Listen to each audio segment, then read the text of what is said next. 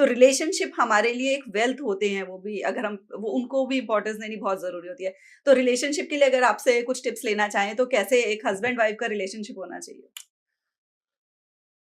Choosing a right partner ना एक बहुत बड़ी डिसीजन हो गया है। मतलब ये हमेशा से ही है, बट पहले क्या होता था, अरेंज मैरिजेस होती थी and people use to compromise. अभी क्या है कि हर किसी की ना एक्सपेक्टेशंस बहुत ज्यादा है। पहले के लोगों की ना एक्सपेक्टेशंस नहीं थी। मतलब लड़की को पता ही नहीं होता था शादी वाले दिन तक भी कि उसका घूंघट कौन उठाने वाला है। You do not know. And then आपके माइंड में क्योंकि कोई एक्सपेक्टेशंस नहीं थी, तो आप फिर भी हैप्पी लाइफ जीते थे। अभी क्या एक्सपेक्टेशंस बहुत है कि अभी मैं देख रहा था जो अतुल सुभाष का केस था, उसमें मैंने ये लाइन पढ़ी कि जो उनकी वाइफ थी वो कोरियन ड्रामा, के ड्रामा देखती थी। अब के ड्रामा या मतलब एनीथिंग, मतलब जो टीवी पर बॉलीवुड में मूवीज में वो रियल नहीं होती है, लाइफ वैसी नहीं होती है। बट क्योंकि लोगों की एक्सपेक्टेशंस वैसी हो चुकी हैं, तो ये एक्सपेक्टेशन बहुत किल करती है। हर किसी को, एक लड़के को एक लड़की से एक्सपेक्टेशंस होती हैं। मैं आपको एक छोटी सी बात बताता हूँ। हम हनीमून पर गए। हम कॉलेज में साथ में थे। We spent a decent time together in college. हम एक दूसरे को जानते थे। हम पहले दोस्त थे। हमने फिर डिसीजन लिया कि हम लाइफ को साथ में जी सकते हैं। एंड देन हमारी जब शादी हो गई, मेरी भी कुछ एक्सपेक्टेशंस थी। जैसे कि मैं आपको जेन्युइनली बताऊं, मैंने बच शादी तक अपना बिस्तर कभी नहीं लगाया था। मैं सुबह उठ के स्कूल जाता था, कॉलेज जाता था, काम पर जाता था। मेरी मम्मी ने ही लगाया।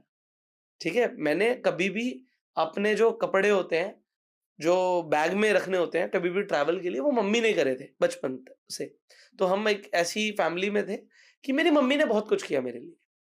तो मैंने बस ये एक्सपेक्टेशन रखी कि जैसे कपड़े आपने यूज़ कर लिए, अब आपको कपड़े को लगेज में रखना है।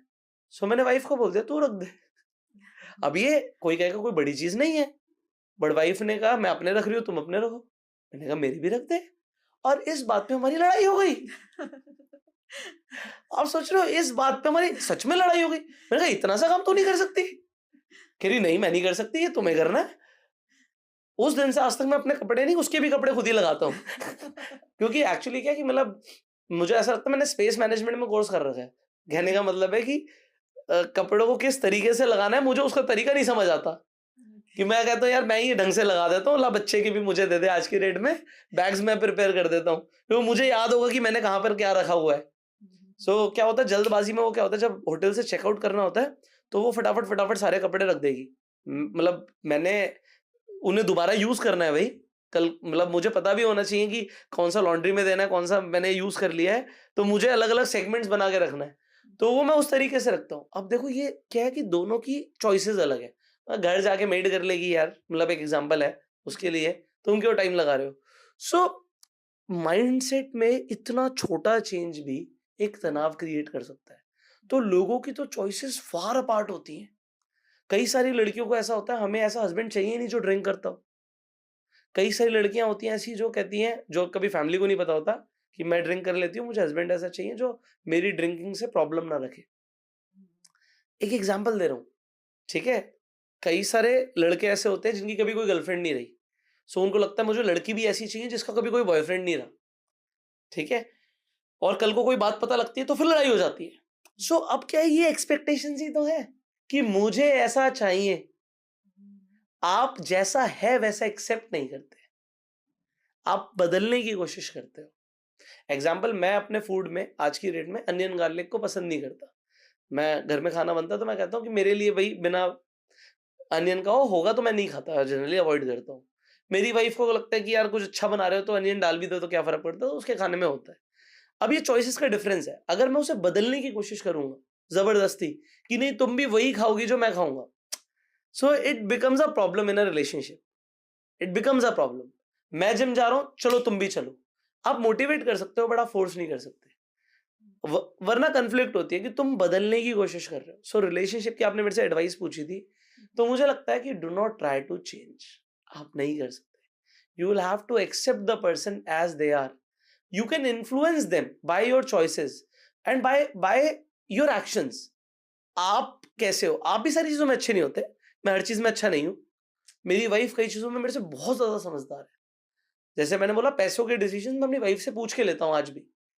कि मैंने ये रियल एस्टेट पसंद किया, मुझे करना चाहिए नहीं करना चाहिए, क्या इस पे लोन लेना चाहिए या मेरे पास जो इन्वेस्टमेंट्स है उन्हें डाइल्यूट कर दूं। तो ये मैं इन्वेस्टमेंट्स उसके डिसीजंस पूछ के लेता हूँ, क्योंकि वो बहुत समझदार हैं इन चीज़ों में। वो जैसे अब एक सोशल लाइफ होती है आपकी, मेरी बहन घर पे आई, उसे मकर संक्रांति है, हमारे घर फेस्टिवल है, तो उसे क्या देना है क्या नहीं देना, उसके घर में उसके ससुर के लिए सास के लिए क्या भेजना है, वो अब उसका काम है। घर को कैसे रखना है, मैनेज रखना है, वो उसका काम है। वो बहुत अच्छा करती है, मैं भी शायद नहीं कर सकता। सो आपको अपने रोल्स एंड रिस्पॉन्सिबिलिटीज को डिवाइड करना पड़ेगा। और आप एक चीज नहीं बोल सकते जो बहुत इंपॉर्टेंट है, मैं मेल साइड से बोल रहा हूँ। मान लीजिए आप पैसे कमाते हैं, आपकी वाइफ पैसे नहीं कमाती, आप ये नहीं बोल सकते कि मैं पूरे दिन बाहर रहता हूँ, पैसे कमाता हूँ और तुम क्या करती हो। ऐसा आप कभी नहीं बोल सकते, that will destroy your relationship. क्योंकि आपने वो चूज किया, रिस्पॉन्सिबिलिटी आपने ली है। अगर वाइफ आपकी लेना चाहती है वेल एंड गुड, और नहीं लेना चाहती तो भी वेल एंड गुड, क्योंकि देन उसने ये सोच के शादी नहीं करी थी आपसे, उसकी एक्सपेक्टेशन आपसे थी, आपकी भी थी, बट आप उस पर थोप नहीं सकते, आप बोल नहीं सकते। So even if you are working, जब आप घर आ रहे हो ना, तो आपको ये देखना है कि मुझे वाइफ को कैसे खुश रखना है। इवन मैं ऑफिस से घर आया, मुझे पता है कि आज यार काफी एक्टिव हो गया, मीटिंग्स हो गई, रात के 8 बज गए और आप लेट हो गए, क्योंकि वाइफ एक्सपेक्ट करती है कि भाई 6 बजे तक तुम कर लो ऑफिस का काम, 6 बजे के बाद फैमिली का टाइम है, बच्चों का टाइम है, क्योंकि बच्चे 8-9 बजे के बाद सोने लग जाएंगे यार। और फिर तुम 9 बजे के बाद घर आओगे, हो सकता है बच्चे तुम्हें सोए हुए मिले। So where is your that time. आपकी वाइफ एक्सपेक्ट करती है कि हफ्ते में एक दिन आप उसके साथ पूरे दिन रहोगे। सो ये वो भी एक्सपेक्ट कर रही है। तो दो चीजें हो जाती हैं, आपको सामने वाले को बदलना नहीं है, और आपको सामने वाले की एक्सपेक्टेशन कितनी आप पूरी कर सकते हो, आप करो बिना जताए। आप पूरा करो, आप बोल नहीं सकते कि मैंने तेरे लिए ये किया, वो तो तुझे करना ही था, दैट इज योर ऑब्लिगेशन, वो आपकी ड्यूटी है। एक रिलेशनशिप में अगर आपको लॉन्ग टर्म तक अच्छा करना है और आप किसी के लिए करोगे, जैसे मैं एग्जांपल देता हूँ, बहुत छोटी सी चीज है, मैंने बचपन से देखी है तो मैं बोलता हूँ। मेरे पापा जब घर पर आते थे, तो वो पूरे टाइम बाइक चला के काम करके घर पे आए, हमारे पास कार नहीं होती थी, तो पापा कभी मेरे को बोलते थे बेटा पीठ पे खड़ा हो जा, पैर पे खड़ा हो जा, दबा दे, मैं दबाता था, वरना मेरी मम्मी दबाती थी। अच्छा, मैंने कभी देखा नहीं, बट मेरे पापा ने कभी मना नहीं किया कि अगर मम्मी की तबीयत खराब है तो पापा भी सेवा करते हैं, कोई ऐसी बात नहीं है। बट ऐसा उल्टा होता नहीं था कि मम्मी पूरे दिन काम कर रही हैं और पापा पैर दबा रहे हैं, मैंने देखा नहीं आंखों से, है ना।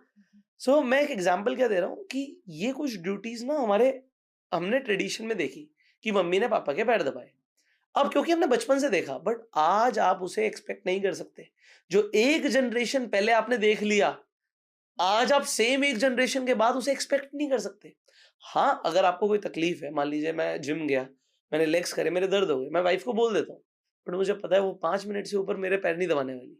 उल्टा अगर उसके दर्द है तो मुझे भी दबाने हैं भाई, it is a equal thing. अगर उसको कहीं तकलीफ हो रही है तो तुझे भी करना है, और मुझे पता है वो 5 मिनट से ज्यादा नहीं करने वाली। मैं अपने भाई को बोल दूंगा तो मुझे पता है कि शायद वो मेरे लिए आधा घंटा मेरे लिए पैर दबा देगा।